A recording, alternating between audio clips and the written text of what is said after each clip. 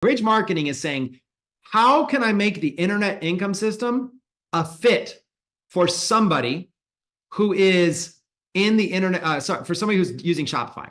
So how can I take somebody who's got a Shopify store, they're trying to do e-commerce. In fact, I'm gonna let live chat get involved in this. So this question for live chat right now, we'll see if anybody can get it right, okay?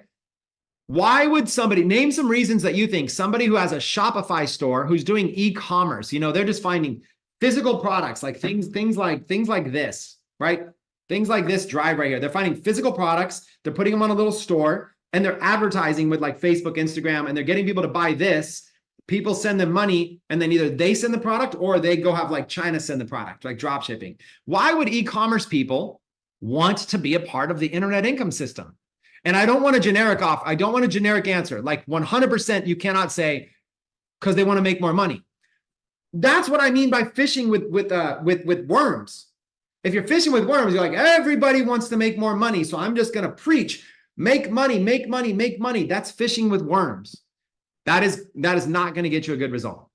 So here's some of the answers for those of you watching the replay. Here's some of the answers that people are saying. They're saying Shopify people would want to build an email list, would want to learn faceless videos, video funnel software, CRM, copywriting. I don't really know about any of these. None of these are at all what I'm thinking.